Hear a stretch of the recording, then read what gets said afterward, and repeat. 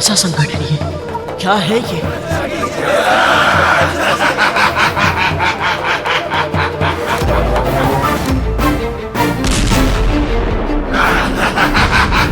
कौन हो सकता है इस विनाश का झलक? प्रभु सहायता कीजिए प्रभु।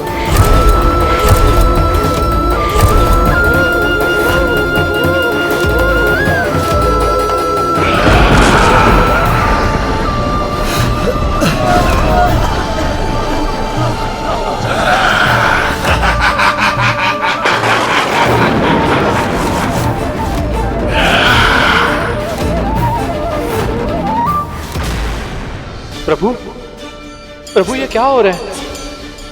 मंथन से तो श्री निकलने वाली थी, अमृत आने वाला था। ये कैसा भीषण संकट निकला है समुद्र से? इसकी कल्पना तो मैंने भी नहीं की थी शेष। क्या कारण हो सकता है इसका?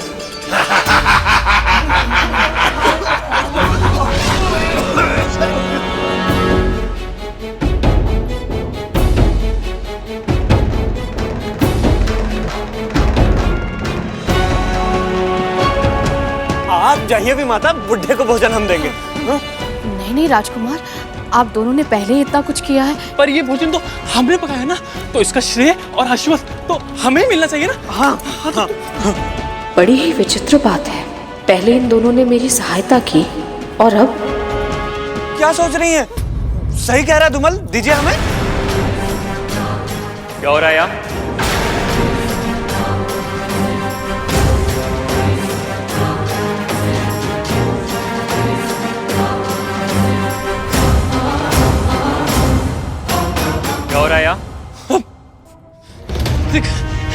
कुछ भी तो नहीं, कुछ निकाले हुए तो वो तो हम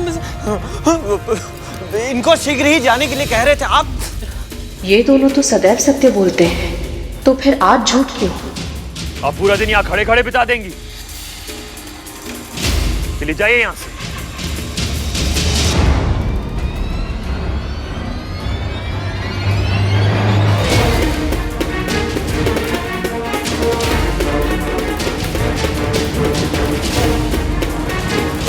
अब बताओ सत्य क्या है?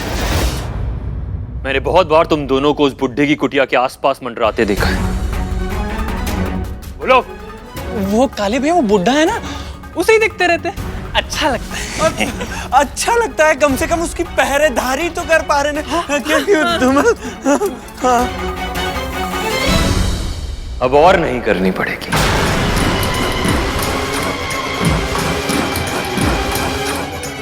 मैंने उस बुढ़े की अंतिम यात्रा का प्रबंध कर दिया है।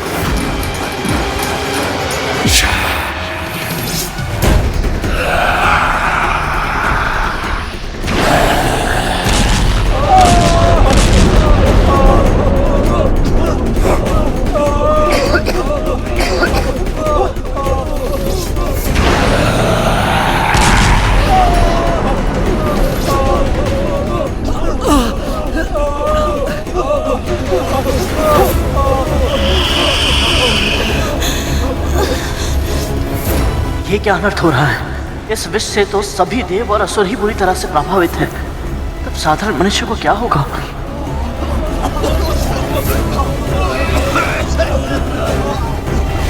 हे प्रभु, क्या है ये?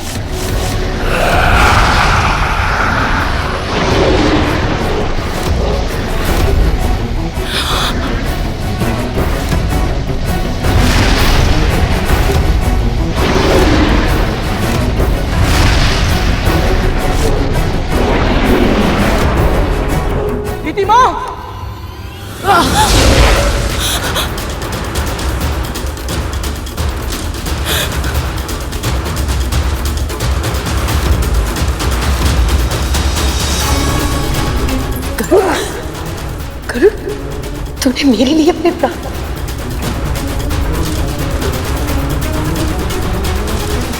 अमृत का वचन देकर लाए थे, क्या विष निकला?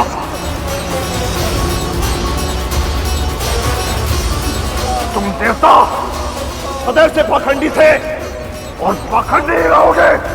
हमने कोई पाखंड नहीं किया है असुरराज।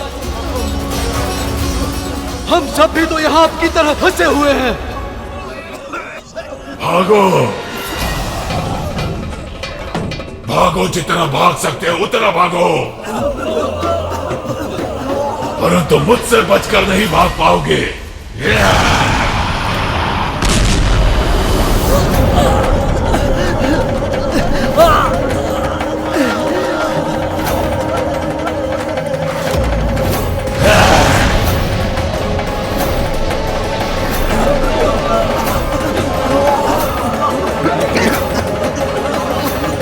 हे परमपिता, हे प्रभु विष्णु, सहायता कीजिए।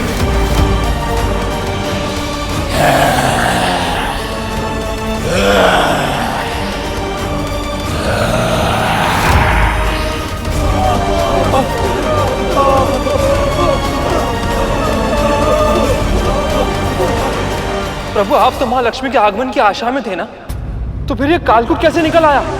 यदि इसके प्रभाव से देवता और दानव दोनों भी जीवित नहीं बचे, तो मंथन कैसे हो पाएगा? मैंने पहले ही कहा था शेष, समुद्र मंथन विचारों के मंथन की तरह है। जब हम ध्यान की अवस्था में बैठते तो अच्छे सद्विचार आने से पहले हमारे नकारात्मक तामसिक विचार, हमारे विकार, हमारे मस्तिष्क को चारों ओर से घेर लेते हैं। इस समय भी कुछ ऐसा ही हो रहा है। क्षीर सागर के गर्भ में बहुत कुछ छुपा है। अब आगे क्या सामने आएगा, ये ना तो मैं पहले से बता सकता हूं और ना ही रोक सकता हूं।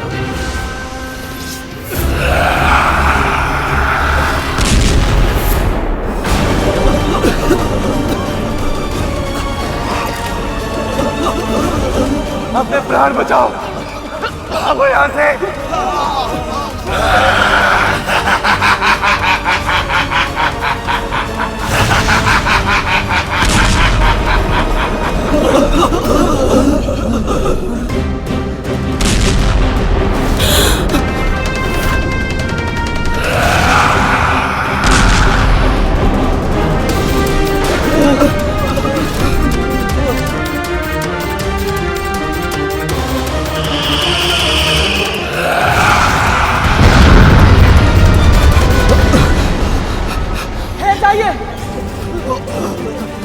आप सब यहाँ से जाने के बारे में सोच भी कैसे सकते हैं?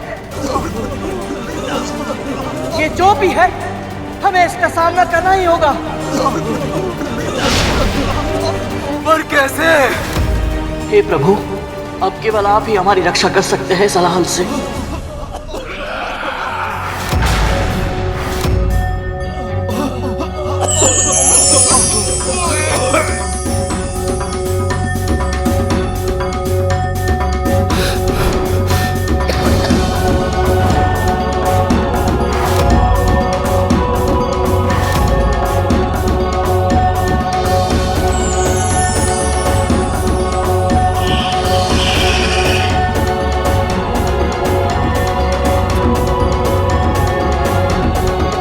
प्रभु,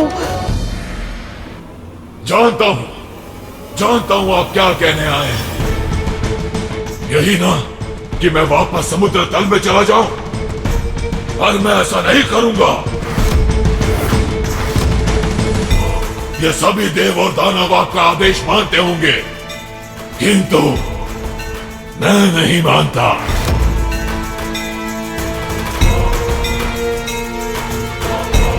इस सृष्टि के आरंभ से हूं और अंत तक रहूंगा। मैं अजर हूं, अमर हूं।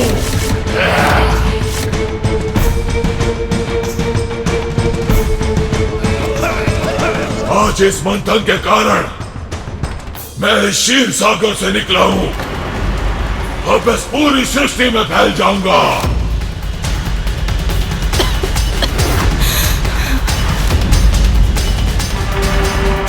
और जो भी मेरे मार्ग में आएगा,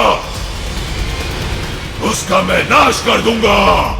मूर्ख मत बन, मैं तुझे चेतावनी देने आया हूं। यदि तू इसी क्षण क्षीर सागर में वापस नहीं लौटा, तो ये तेरे अंत का आरंभ होगा। मेरा अंत असंभव है विष्णु। यदि इस संसार को तुम मुझसे बचाना चाहते हो, तो किसी को मुझे अपने भीतर रोकना होगा। है किसी में इतना सामर्थ्य?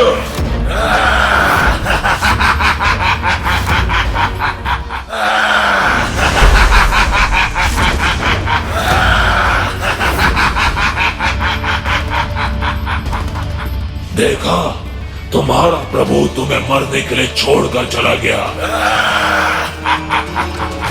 क्योंकि उसे भी पता है मुझे कोई भी नहीं रोक सकता। ये भगवान विष्णु भी मुसीबत के समय हमको छोड़कर चले गए।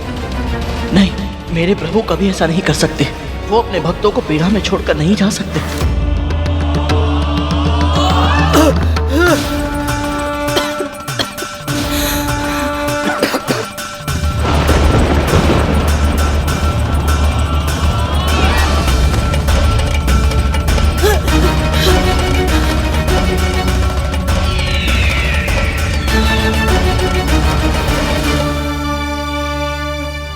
अग्नि, वायु, करुण, तुम्हारे विष्णु तो इस विपत्ति में साथ देने के स्थान पर भाग गए। सत्य बताओ, यही तुम लोगों की योजना थी ना?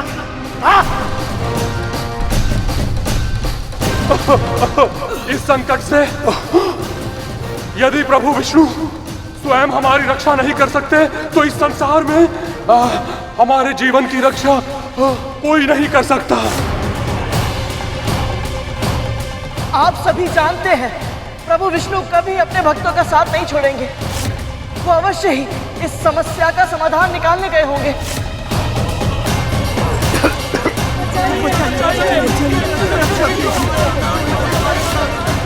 प्रभु ने कहा था कि जब संकट बढ़ता है तो कछुआ साधना करने के लिए खोल में चला जाता है। अवश्य ही प्रभु भी साधना करने के लिए गए होंगे। माँ कहती है मौन रहने से सभी समस्याओं का समाधान सहज ही निकल आता है। आप सब बस थोड़ा धैर्य रखिए। मुझे पूर्ण विश्वास है कि प्रभु इस समस्या का कोई ना कोई समाधान अवश्य ही निकालेंगे।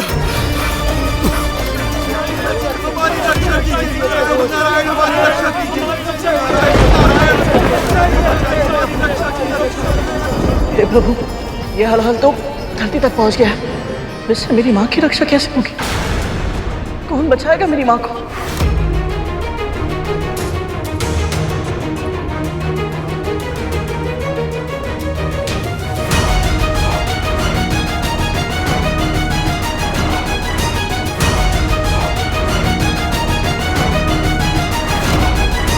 यदि इस कालकूट का अंत शीघ्र नहीं किया गया तो ये पूरी सृष्टि का विनाश कर देगा।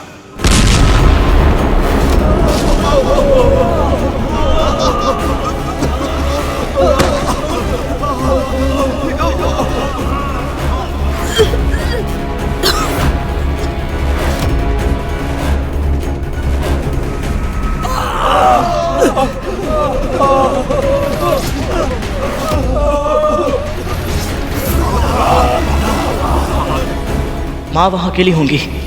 मुझे जाना होगा, उनकी सहायता के लिए जाना होगा मुझे।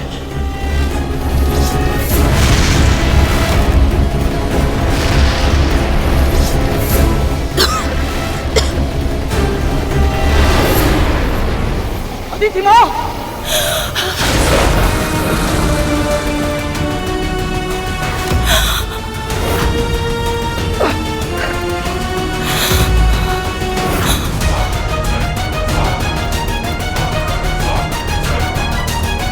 पुत्र, तुम ठीक तो हो ना?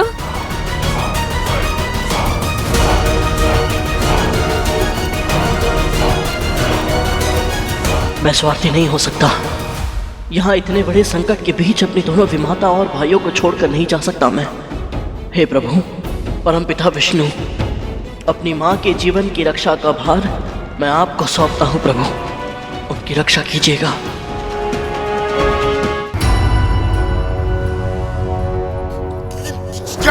पूछकर देर से आइएगा तुम, ताकि भोजन की प्रतीक्षा करते करते भूख से तड़प तड़प कर मैं अपने प्राण दे दूं। ये असत्य है बाबा, विलंब अवश्य हुआ है, उसके लिए मुझे क्षमा कर दीजिए।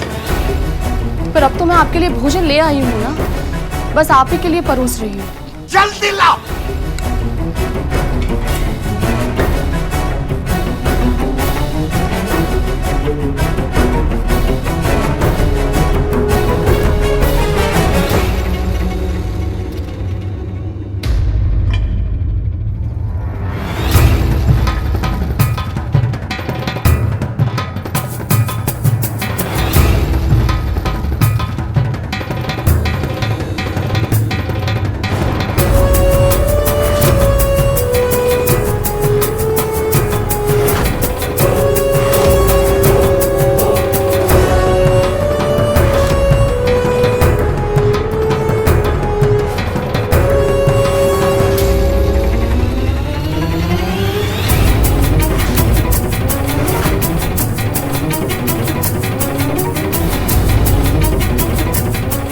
हुआ बाबा? इसमें कोई कमी रह गई है क्या? भोजन में विष मिला है।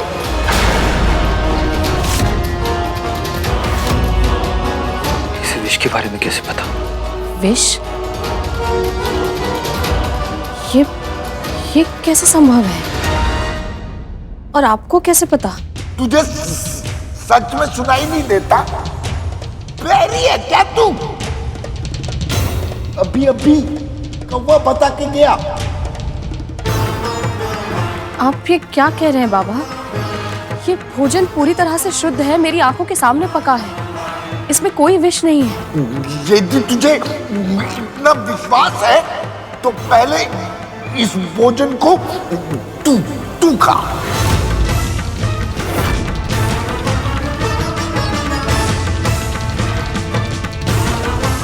मैं? बाबा,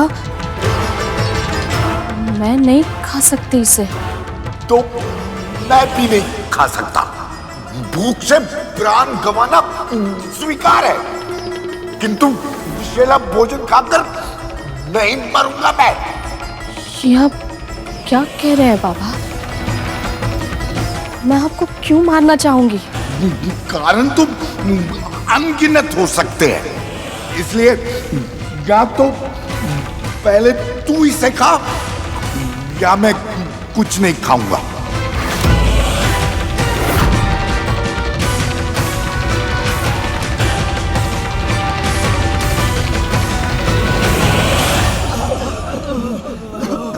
साहस मत हारिए, आप सब देवता हैं, कोई ना कोई उपाय अवश्य होगा ही।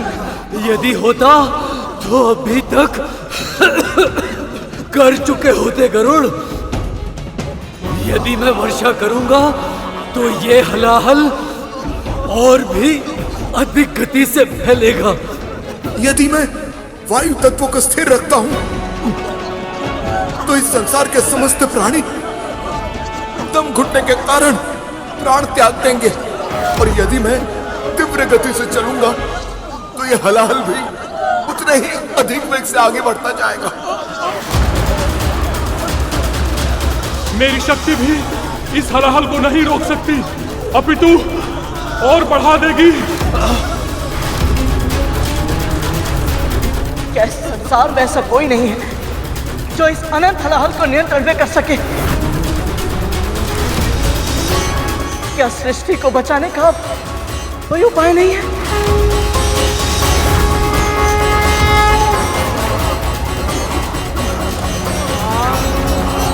क्या सृष्टि को बचाने का कोई उपाय नहीं है? क्या इस संसार में ऐसा कोई नहीं है जो इस अनंत हलाहल को नियंत्रण में कर सके?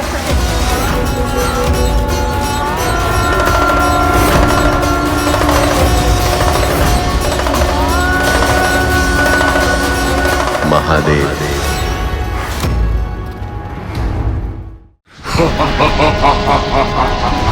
मेरा देश पूरे संसार का विनाश कर देगा, और जीवित और निर्जीव का मैं अंत कर दूंगा, और विष्णु भी मुझे रोक नहीं पाएगा।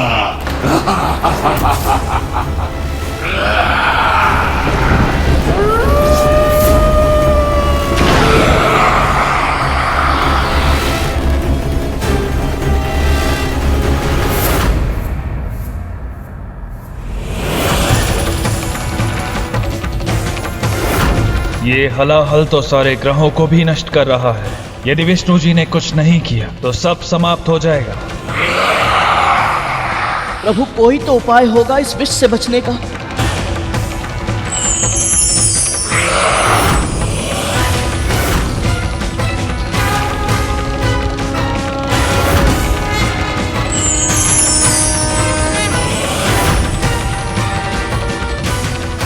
एक उपाय है जिनमें सब लय होते हैं। यदि इस विष को भी वह स्वयं में लय कर ले तो इसे नियंत्रित किया जा सकता है। महादेव,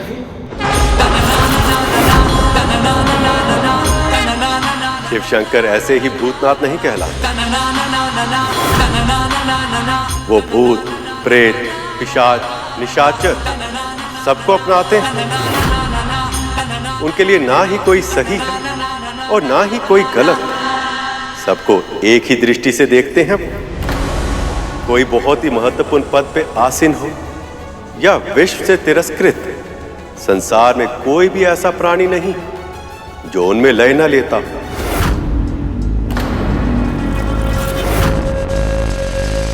जब कोई उनसे वरदान मांगता है तो एक बार उसके परिणाम के बारे में सचेत अवश्य करते हैं, किंतु तब तक लौटने नहीं देते जब तक उसकी इच्छा पूरी ना हो।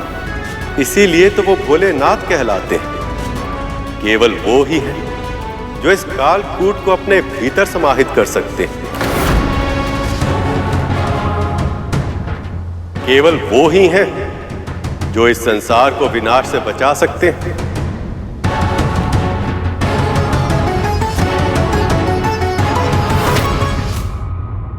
बाबा, ये पौष्टिक आहार मैं आपके लिए लेकर आई हूँ।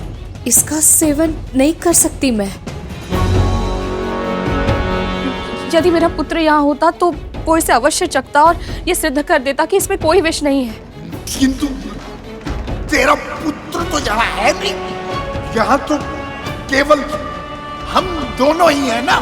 तो यहाँ तो तू वो कर जो मैं कह रहा हूं, या फिर मुझे मेरी अवस्था पर छोड़ दे।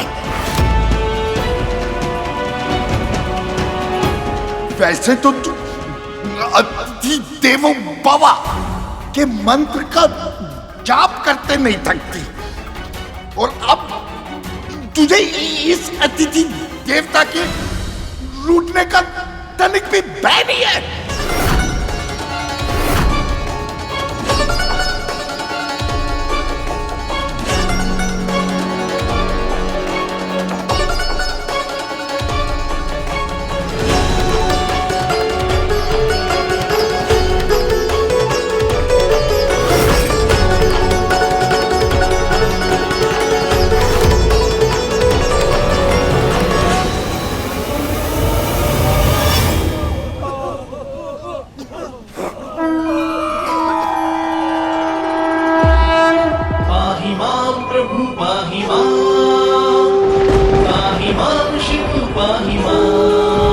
संकट में है ब्रह्मांड, विष से मचा हाहाकार।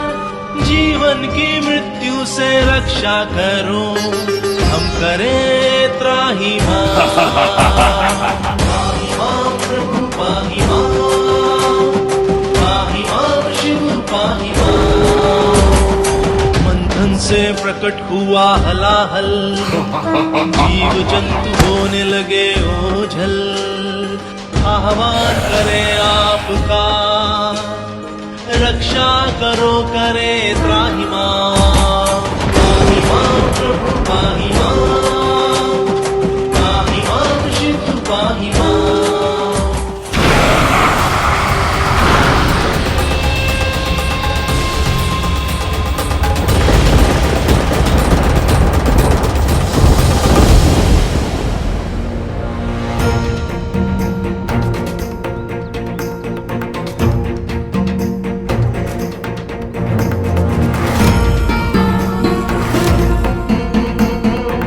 अगर विंता माँ ने ये जहरीला खाना खाया तो उनकी मृत्यु निश्चित है।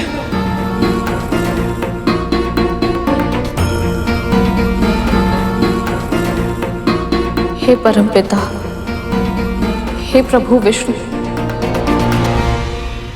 मेरी भक्ति स्वीकार करें।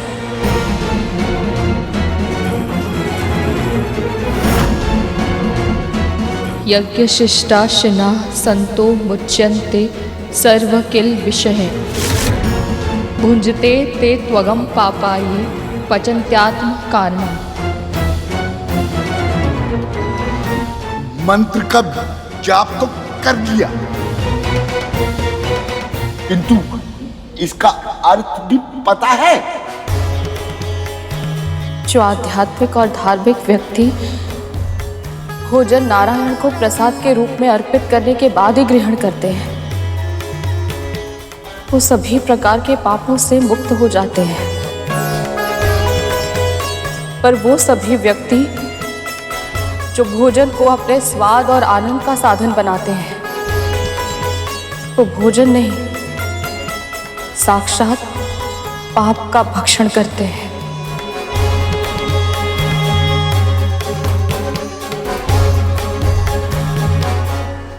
बस बस, ज्ञान की बातें करने में समय नष्ट मत कर। शीघ्र खा। भूख के कारण मेरे पेट में सर्प लौट रहे हैं। खा। मैं ये भोजन कैसे खा सकती हूँ? मैं तो शाकाहारी हूँ, किंतु मेरे पास और कोई पर्याय भी तो नहीं।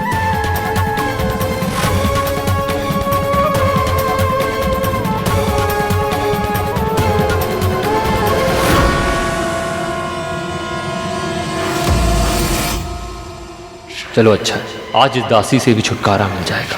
फिर इस बुढ़े को इस कुटिया के 7 महल के बाहर फेंक दूंगा।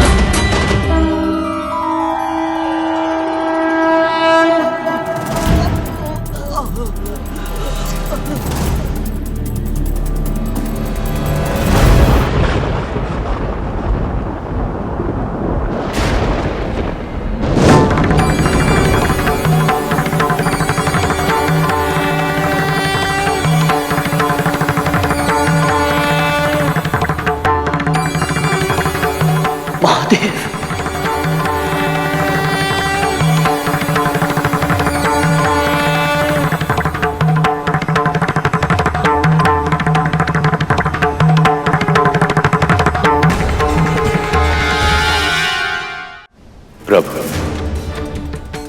आप अपने भक्तों के कष्टों से अनभिज्ञ नहीं। समुद्र मंथन में इस कालकूट नामक दैत्य के हलाहल विष से न केवल क्षीर सागर में बल्कि समस्त सृष्टि में हाहाकार मच गया है। हे महादेव, यदि आपने शीघ्र ही कोई उपाय नहीं निकाला तो यह सारा संसार नष्ट हो जाएगा।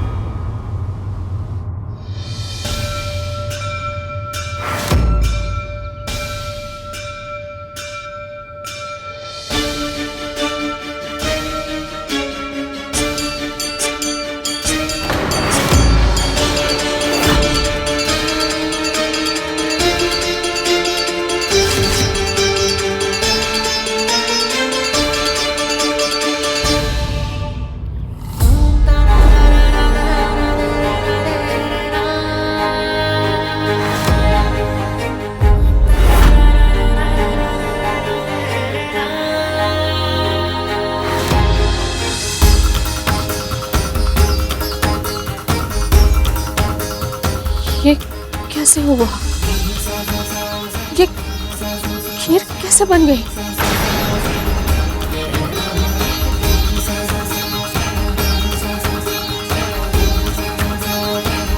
तेरे विष्णु ने तेरी सहायता की होगी। तू ही तो कहती है ना, तेरा विष्णु कुछ भी कर सकता है। सत्य कहा आपने।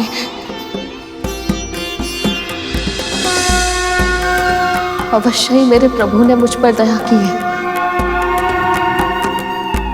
आपका बहुत बहुत धन्यवाद नारायण। बहुत बहुत धन्यवाद। ये दोनों क्या कह रहे हैं? लगता है तुझे मेरे प्राणों की कोई चिंता नहीं है।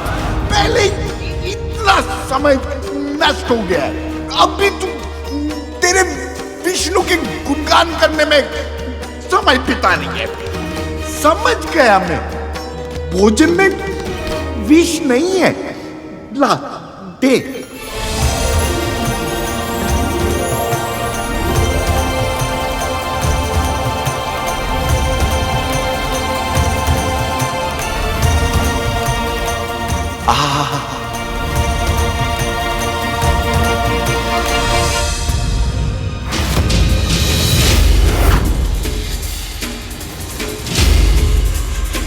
ये कैसे संभव है?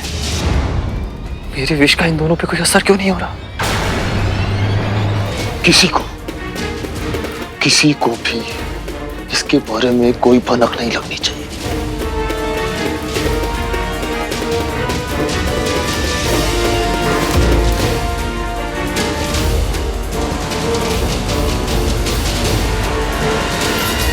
पहले से ही एक रहस्य पेट में छिपा कर रखा है, ये दूसरा रहस्य।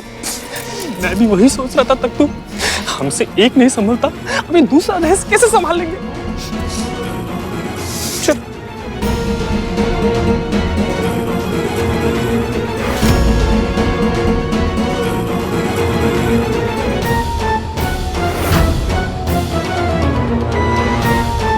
तू चाहे कितना भी शक्तिशाली हो कालकूट, किंतु मेरे होते हुए तेरा यहां प्रवेश असंभव है।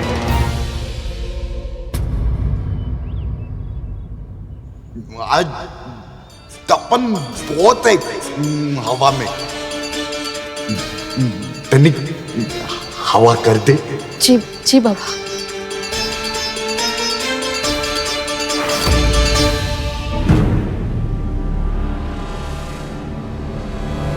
कालकूट की हलाहल से संसार की रक्षा का केवल एक ही उपाय है।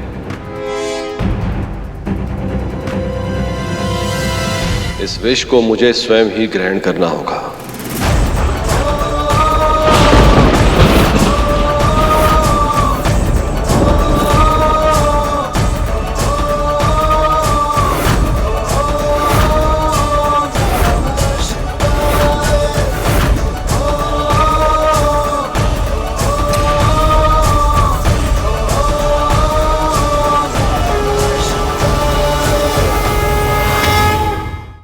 आप ऐसा नहीं कर सकते स्वामी।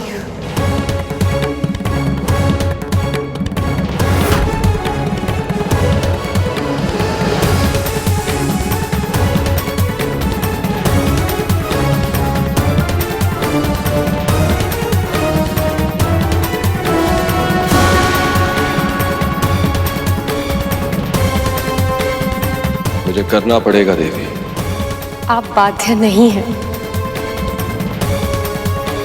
मुझे ऐसे मत देखिए स्वामी। आप जो मुझसे कहना चाहते हैं मैं वो सुनना ही नहीं चाहती और ना ही समझना चाहती हूँ। आप जिसे ग्रहण करने की बात कर रहे हैं वो हलाल है, कालकूट का विष। उससे अधिक विषैला इस पूरे संसार में और कुछ भी नहीं है प्रभु। इसीलिए सृष्टि के आरंभ में उसे समुद्र के तल के नीचे इतनी गहराई में दबा दिया गया था, जो कुछ भी उसके मार्ग में आता है वो पूरी तरह से नष्ट हो जाता है। बचती है तो केवल उसकी स्मृति। मैं मानती हूँ प्रभु कि संकट विकट है, परंतु नारायण को इस मंथन से पहले सोचना चाहिए था। सृष्टि के पालन करता है नारायण। आप ये जानती हैं देवी, उन्होंने वही किया जो उनका धर्म था। मुझे वही करना है जो मेरा धर्म है। यदि मैं कालकूट को स्वयं में लय नहीं करूंगा फिर कौन करेगा? सबके प्रति धर्म स्मरण है आपको, परंतु अपनी पत्नी के प्रति उसके पति का क्या धर्म होता है स्वामी? सारी संसार की रक्षा के लिए आप स्वयं की बलि देना चाहते हैं? आपने एक बार भी नहीं सोचा कि यदि आपको कुछ हो गया तो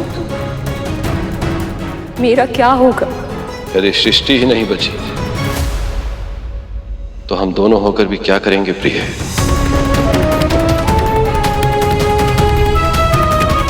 भगवान भक्त की भक्ति में बंधे होते हैं। यदि भक्ति नहीं रहे तो भगवान का अस्तित्व भी नहीं रहेगा। जो मन में आए करना चाहते हैं आप। आपने निश्चय कर ही लिया है तो मेरा कहना ना कहना क्या अंतर पड़ता है? अंतर पड़ता है देवी, बहुत अंतर पड़ता है। मैं शिव हूं क्योंकि आप मेरी शक्ति हैं और आपके साथ के बिना मेरा विष को ग्रहण करना असंभव होगा। स्वामी, यह क्या करने के लिए कह रहे हैं मुझसे? आप चाहते हैं कि स्वयं एक सुहागन अपने पति को विष का प्याला दे दे? ये नहीं होगा मुझसे प्रभु, ये नहीं होगा।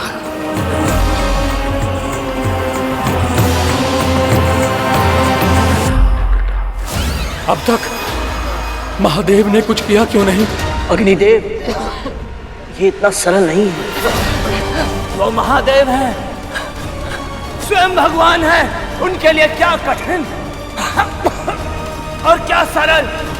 हाँ, वो भगवान है, परंतु इसका अर्थ ये नहीं कि उनमें भावनाएं नहीं है। भगवान वो सब कुछ करने में सक्षम है जो इस संसार में और कोई नहीं कर सकता। परंतु इसका अर्थ ये नहीं कि ऐसा करने के लिए शारीरिक, मानसिक और भावनात्मक शक्ति नहीं लगती। जिस हलाहल को हम पल भर के लिए सहन तक नहीं कर पा रहे थे, उसे पूरा का पूरा धारण करने वाले हैं महादेव। जब भक्त संकट में हो तो उसकी रक्षा करने के लिए भगवान दौड़े चले आते हैं, परंतु जब भगवान किसी दुविधा में हो तो उनका साथ कौन देगा?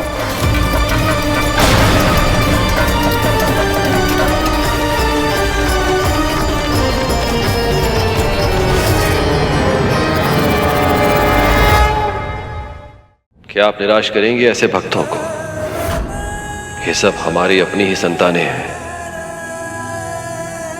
क्या आप इन्हें पीड़ा में तड़पते हुए देख पाएंगे?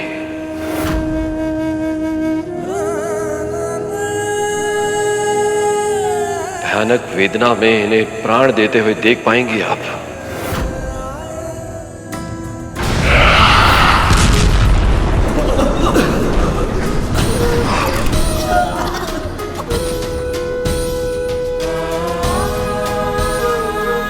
आप सही कह रहे हैं स्वामी। हम अपनी संतानों के साथ ऐसी त्रासदी नहीं होने दे सकते। क्षण भर के लिए तो मैं भूल ही गई कि मैं तो सदा सुहागन हूं। माथे पर बिंदी, मांग में सिंदूर, कान में कुंडल और गले में मंगलसूत्र है प्रभु।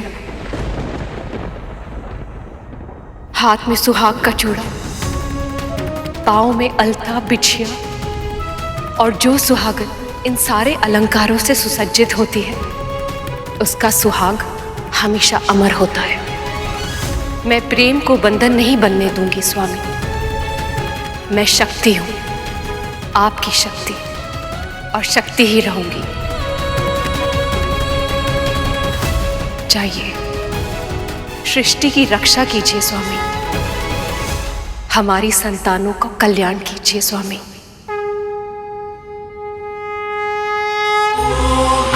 शिवाय, ओम नमः शिवाय, ओम नमः शिवाय, ओम नमः शिवाय।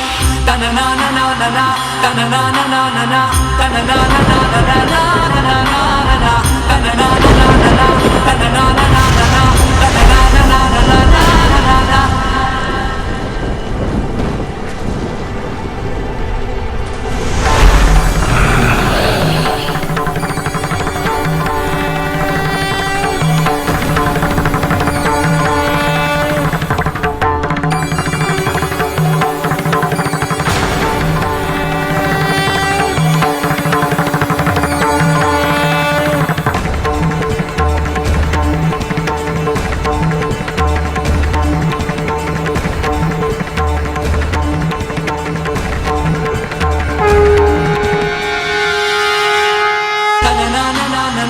ओम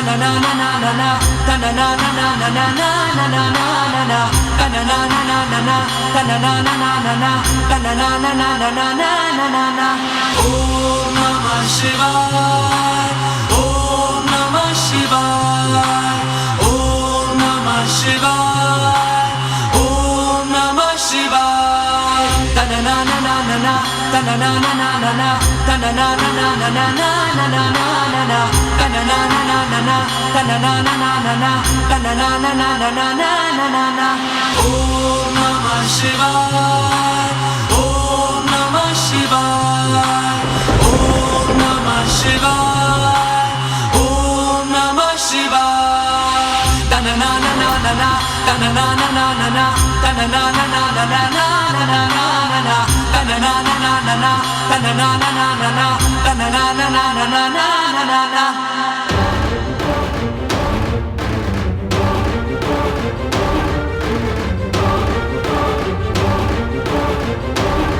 एक ऐसी अजीब हलचल है आकाश में।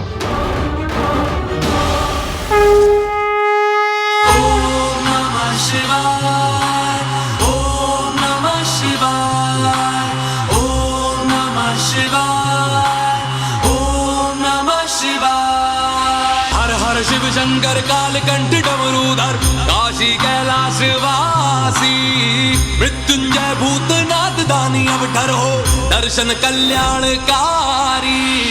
तनना ना ना ना ना, तनना ना ना ना ना, तनना ना ना ना ना ना ना ना, तनना ना ना ना ना, तनना ना ना ना ना, तनना ना ना ना ना ना ना।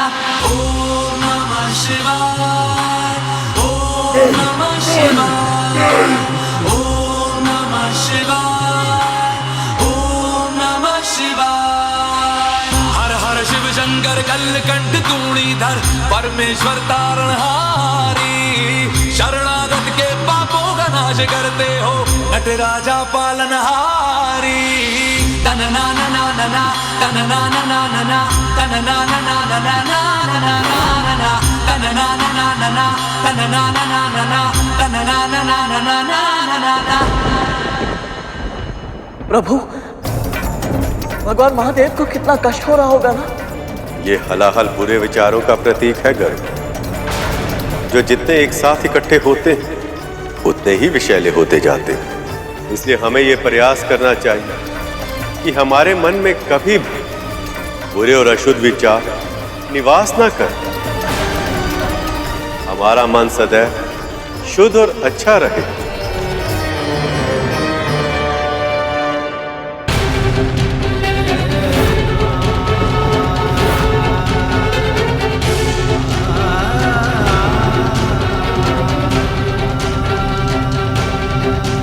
स्वामी के भीतर से ही पूरा ब्रह्मांड संचालित होता है। यदि विष उनके कंठ के नीचे गया तो भी विश्व का विनाश होगा। मुझे कुछ करना होगा।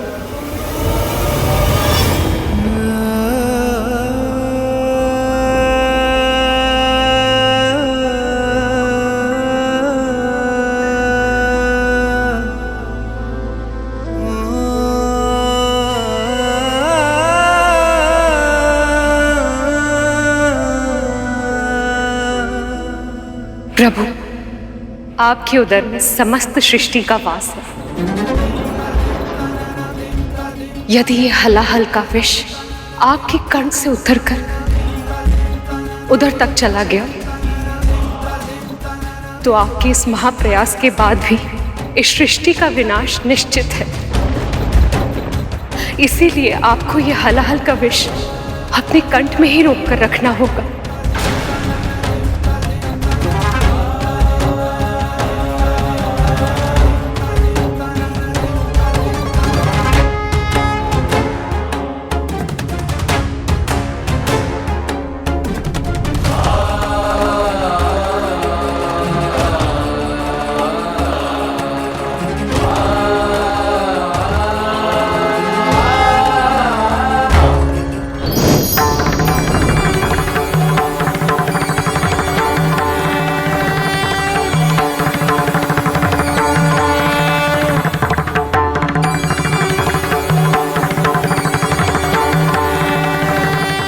आपने संसार की रक्षा के लिए इस हलाहल को अपने कंठ में धारण कर लिया, इसलिए आज से संसार आपको नीलकंठ के नाम से भी जानेगा।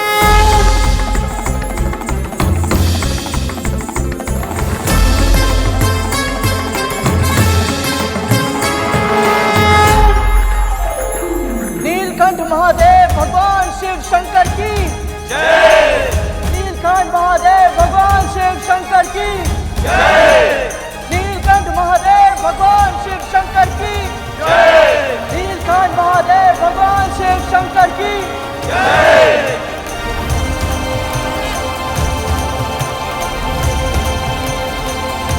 मेरा ये रूप आत्मनियंत्रण का प्रतीक है। विषैले विचार किसी के भी मस्तिष्क में आ सकते हैं, परंतु ये हम पे निर्भर करता है कि हम उनके विष को, उन विचारों की अशुद्धता को अपने भीतर कितनी गहराई तक समाने देते हैं, उसे अपने हृदय में, अपनी आत्मा में प्रवेश करने देते हैं या नहीं। अर्थात मेरे इस रूप की जो भी पूजा करेगा वह सदैव अपने नकारात्मक, तामसिक, अशुद्ध और विषैले विचारों को नियंत्रण में करके प्रसन्न, संतोषप्रद और शांतिपूर्ण जीवन जीने में सफल होगा। नीलकंठ महादेव भगवान शिव शंकर की जय। नीलकंठ महादेव भगवान शिव शंकर की जय। नीलकंठ महादेव भगवान शिव शंकर की जय।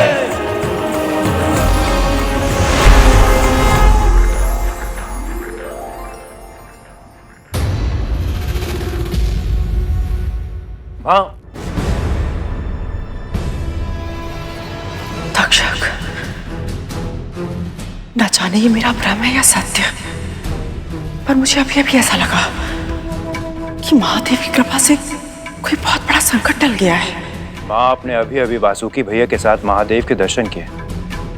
आपका ऐसा अनुभव करना स्वाभाविक है। हो सकता है, किंतु मैं ये भी जानती हूँ तक्षक कि इस मंथन में हर समय प्रभु विष्णु सभी के साथ है, किंतु फिर भी मेरा मन न जाने क्यों वासुकी को लेकर चिंतित है।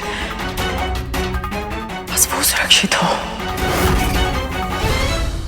प्रभु, कालकूट ने सभी के मन में भय उत्पन्न कर दिया है। अब मंथन का उत्साह इस आशंका में बदल गया है कि इस समुद्र के तल से न जाने अब क्या निकलेगा। कभी कभी आशंका की स्थिति भी अच्छी होती है गरुड़। व्यक्ति को यह पता होता है कि उसका मन क्या चाहता है और मस्तिष्क ये जानता है कि उस इच्छा को प्राप्त करने के लिए कितनी कठिनाइयों का सामना करना पड़ेगा, और इसीलिए उस व्यक्ति के प्रयासों में और अधिक दृढ़ता आ जाती है। नारायण नारायण। देवगण, दानवगण, भयभीत होकर पीछे हटने से लक्ष्य की प्राप्ति नहीं होगी। मंथन आरंभ कीजिए।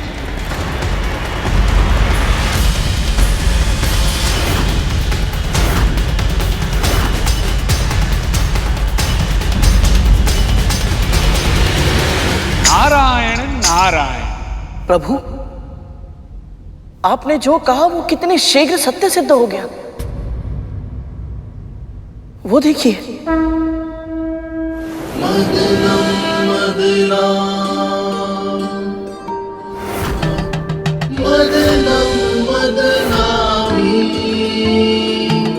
सृष्टि के कल्याण में, रत्नों के सम्मान में, श्री हरि मिलन की आस में, मदनम मदनाम, मदनम मदनामी, मदनम मदनाम, मदनम मदनामी।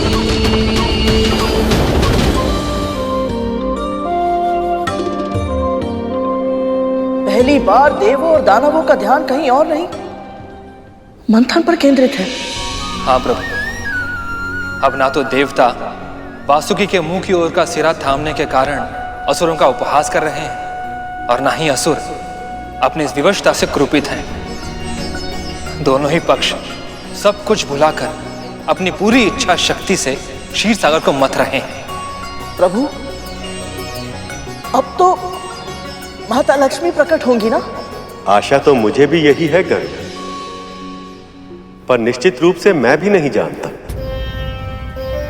ये मंथन देव और दानव कर रहे हैं, इसलिए समुद्र के तल से क्या बाहर आएगा और कौन उसे ग्रहण करेगा, ये सब उन्हीं के प्रयत्नों पर निर्भर करेगा। और इसलिए कुछ भी पहले से बता पाना असंभव है। यदि हमारे जीवन में अनिश्चितता ना हो तो जीवन नीरस हो जाए। स्वयं विचार कर, यदि हमारे जीवन में सब कुछ हमारी आशा के अनुरूप हो या सब कुछ आशा के विरुद्ध हो, तो दोनों ही परिस्थितियों में जीवन कैसा होगा? एकर सता से परिपूर्ण उबा हुआ। पर गरुड़ इससे सहमत नहीं। दुविधा को दबाना नहीं चाहिए गरुड़, जो भी मन में है निश्चिंत होकर कहो। प्रभु, जब अपनी इच्छा पूरी ही ना हो, बल्कि जो भी हो उसके विपरीत ही हो, तो हतोत्साहित अनुभव करना स्वाभाविक है ना? तुम्हारे कहने का अर्थ क्या है गरुड़? मेरी मां को देख लीजिए भैया, इतनी लंबी प्रतीक्षा करने के बाद उनके पहले पुत्र का जन्म हुआ भी तो अर्धविकसित अवस्था में। ये क्या किया आपने? ईर्ष्या के वश में अपने ही पुत्र को विकलांग बना दिया। उसके बाद उन्होंने मेरे पालन पोषण पर अपना सारा ध्यान केंद्रित करना चाहा, पर मेरे जन्म लेते ही मां दासी बन गई। उनके आशा के दीप की अंतिम लौ था मैं, परंतु मैं भी दास।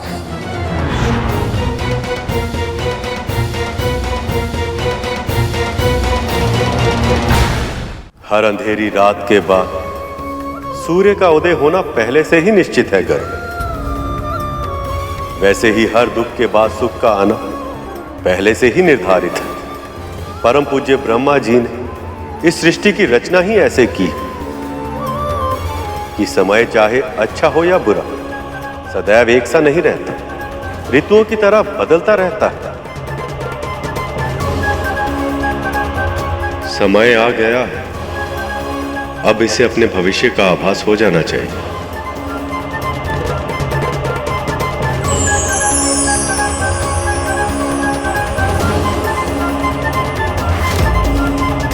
यदि तू मेरा ये कार्य करने के लिए तैयार है तो मैं तुझे और तेरी मां को दासत्व से मुक्त कर दूंगी।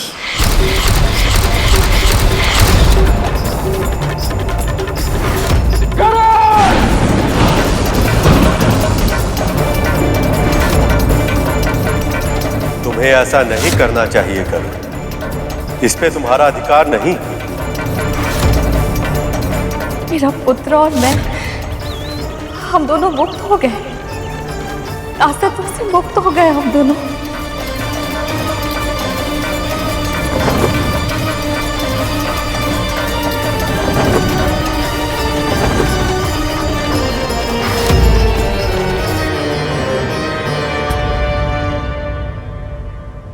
भविष्य के गर्भ में क्या छिपा है कि जाने बिना अपने कर्म करते रहने से चिंतन बढ़ता है, और जान लेने से चिंता। कुछ आ रहा है, कहीं कुछ हानिकारक तो नहीं? देखो देखो वो क्या है, देखो वो क्या है।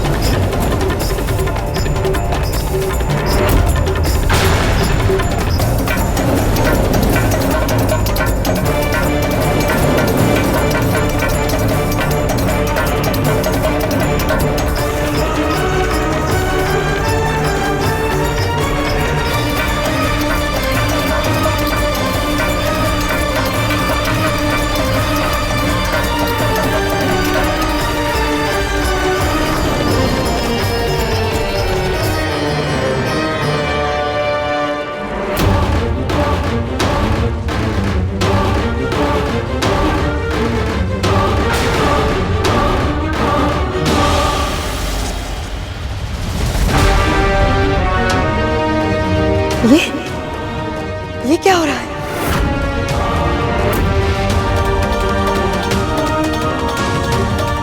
हमारे साथ छल किया गया है। हमें कहा था कि श्री वापस आएगा, लेकिन यहाँ तो सब कुछ विपरीत हो रहा है। तो बच्ची कुछ ही समृद्धि थी, वो भी जा रही है। नारायण ने हमारे साथ छल किया है, झूठ बोला है हमें। ये क्या कह रही हो दीदी? नारायण छल क्यों करेंगे भला? नारायण नारायण। देवी दीदी, जो होता है उसके पीछे कोई ना कोई कारण अवश्य होता है। कृपया आप धैर्य रखिए, कुछ ही समय में सत्य सामने आ जाएगा। धैर्य केवल भ्रम है मुनिवर। सत्य तो यह है कि मेरे आभूषण फीके पड़ रहे हैं, मेरे गहने, मेरे कंगन, सब कुछ।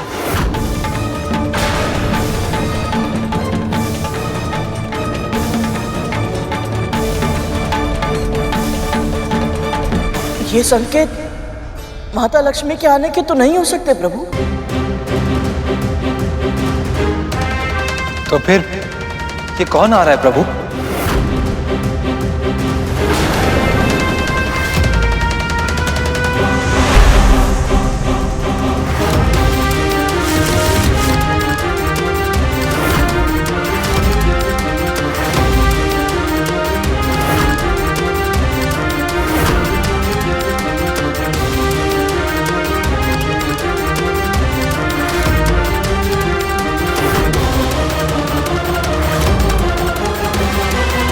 लक्ष्मी